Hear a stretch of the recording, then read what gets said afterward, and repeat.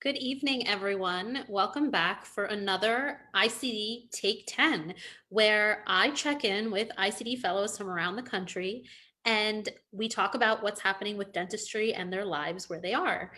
I am your fellow ambassador of social media, Dr. Amrita Patel, and tonight with me, our special guest is Dr. David Freed, who is a past president of the Connecticut State Dental Association. Welcome, Dr. Freed. Thank you for being here with us. So, Dr. Freed is a general dentist in Wallingford, Connecticut, and past president of the Connecticut State Dental Association, and also serves as part of the delegation to the ADA House of Delegates. Dr. Freed served in the United States Air Force, completed a general practice residency at Bolling Air Force Base in Washington, D.C. After serving in Italy and New Hampshire, he returned to his hometown and opened a family practice. Dr. Freed retired from the Connecticut Army National Guard with a rank of lieutenant colonel, where he served as the state's chief dentist. Dr. Freed has been active in the political arena, promoting dentistry and working on legislative initiatives on behalf of the dentists in both national and state legislatures, where he serves as a key contact to several legislators. He feels that dentists really need to take an active role advocating for our profession and our patients. I agree. Dr. Freed has been a clinical faculty member at the University of Connecticut School of Dental Medicine and has led student mission trips to Honduras and Guatemala for the past 7 years, mentoring and teaching to keep him busy with the newest talents in our profession. And he feels that we need to listen to the younger dentists for their ideas and perspectives that they bring to our organization. He was recently inducted into the International College of Dentists and the American College of Dentists. When he is not involved in dentistry, Dr. Freed enjoys skiing and fishing. He has been married for over 30 years and has 2 children. Welcome, Dr. Freed, and thank you for being here with me. Oh, yeah. Good evening. Thank you for having me. So, the way this works is that it is streaming live on the International College of Dentists USA section Facebook page right now. This will be archived, so even if you don't have Facebook or even if you miss the live, you can come back on and watch it later. If you have any questions for Dr. Freed, please type them in the comments box below. We will try to get to any questions that we receive at the end of our program. I'll also ask Dr. Freed for some contact information, so if you want to get in touch with him directly, you will have a way to do so. Here we go. Tell us how things are going in your area during the pandemic. Well, it's I think going a lot better here in Connecticut than in a lot of areas in the country and in the world. We are seeing an uptick in COVID cases. We're at about 3%. The governor is talking about maybe pulling back the phase 3 a little bit, but at this point, he's confident, I think, that we're going to be able to get through it. Right now, the only states that are really friendly to us are New Yorkers and New Jersey people, and there's no travel bans, but a lot of the areas have travel bans. I think, our patients are scared, they're worried, we're having a little trouble getting them to just come in, and I think that's normal. Some offices like mine, it's a little bit quiet, a little bit tough, but we're relatively busy. We're going through a lot of the protocols that were set forward. I might want to talk about how important it was through this that our dental association was able to strengthen our offices.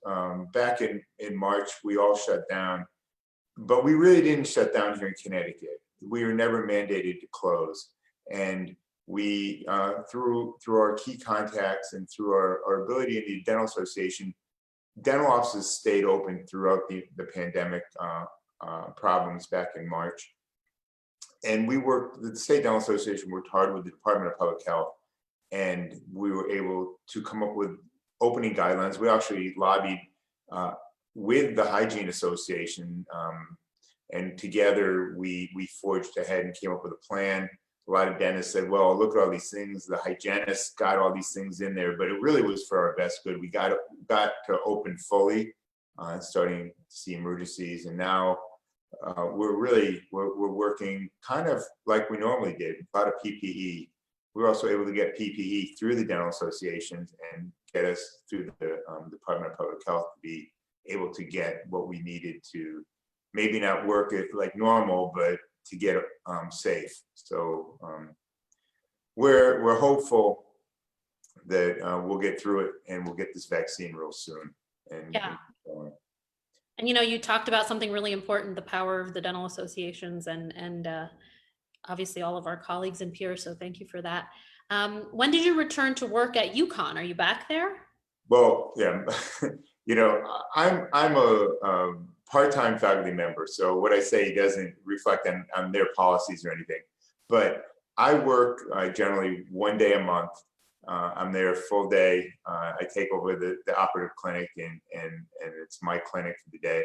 So because I'm a visiting part-time faculty member, I always take the summers off anyways, because it's so quiet in the dental schools, and I'm not going to give up a day off when it could be outside. But I went back in starting in August, and they shut down in March, and they really were not seeing patients anyways until I think June, July. They started seeing people. So in the clinics, which are brand new, recently renovated, state of the art, they went to a big bay system, and so everything is open now, except they do have maybe 15 or 18 isolation rooms. So when I would go in, I would have 2 or 3 students in isolation rooms, and those are negative pressure rooms, and so usually I would have 8. I would have 3, and then I would have maybe 1 or 2 out in the big bay, not doing any aerosol procedures. This week they're starting to open up. Last week they're opening up to some aerosol procedures. I've been in a couple times. We're seeing patients. The students are really motivated. The good thing I can say about not having 8 students or sometimes 10 students, with 3 or 4, they're getting some really long-term time with me to sit with them while they're doing procedures. And we're actually operating, because the clinic times have become longer, so they can try to get more done on each student. So they're almost operating like a dentist would, able to get a couple procedures done in the time allotted, rather than one little occlusal or one small procedure. They're really able to kind of do a prophy and a filling, or or something, kind of like if you had that time in your practice, you would use it well. So I think being back at UConn, students are ready, and they did a lot of online learning and a lot of ability to watch YouTubes and discuss them and things. So education is right on track. I've talked with the dean, and they moved some things, some of the didactics up, so they could get some of the didactics done while they're at home in isolation. So the education is really there. Good. That's great to hear. Students are going to be prepared. I was prepared that all these students were going to have like an asterisk after their name, graduated during the pandemic or whatever. And it doesn't seem that that's going to be the case at all. They're going to be right there when they get out. I know you've led missions with students in Honduras or Guatemala. Are there any plans for any of these missions next year, or are you just kind of waiting to see what happens? Well, we're always planning. The planning starts a year before we go. This past year we were supposed to go in March, and we didn't. At the last minute we canceled. That was going to the Spear Open Wide Foundation in Guatemala. They have some clinics there. So we're not going to be doing undergraduate overseas travel for a while. That I can tell you. We're looking at some mission trips into Maine and also Puerto Rico. Anywhere where we can go that's home, in the United States, it's homeland, that we know we can provide PPE and be safe and comfortable with everything. So yeah, we're working on it, but at UConn, mission trips haven't even come off the floor to get under the table before they get on the table. And so those of us that do them are sort of doing it on our own, hoping that when we're ready to go, we've got something to offer the students. I mean, they really love it. Yeah. It's a great chance for outreach, and it's a great chance for us to do some really good giving back and teaching them early on that no matter what your student debt is, no matter what your problems are, there's people who have bigger problems, and they feel really good being able to get out there and help. So we're really looking forward to getting it started again. Yeah, and the kind of serving others is one of the big tenets of ICD, and so the mission trips and continuing that service kind of oriented work forward is really important. Well, It's the best thing is that we have students who have done these with us, and then they can't wait to come back and be faculty on these trips, because we're all mostly UConn people, but they want to come back and be a faculty member, giving it forward, teaching, and also getting back on these trips again. So there's lots of levels of giving on these trips, and it's selfish on my part because I just have a great time. It's my week away from the office and a week away from everything, and it's selfish on my part that I just have a great time. But students do too, and they look forward to it. So we'll get back to it. How has your work with the ADA changed? Can you tell us a little bit about what's happened in the last couple of months? Well, I always say I'm a has-been. I was the president of the Dental Association, then I was the immediate past president, and then the email stopped. The knowing what was going on in a moment's notice stopped. I'm still involved on our legislative end in our legislative council. I'm still involved in the delegation, although this last convention we had was really difficult, I thought, because a lot of it is getting to see people, getting to meet people, getting to know if you need something, you can reach out to people throughout the country, and it's nice to reconnect with them. So, right now I'm looking kind of for something to do with the ADA, hoping maybe to get on a council, or really to be able to mentor some young students. I'm glad that Amarita has joined Connecticut. We're going to get her really involved quickly. But what, even then, I was by knowing the students at UConn, I really try to get them involved into the State Dental Association, the organized dentistry, and getting to understand that this is really their organization, and we're just holding on to it till they take it over.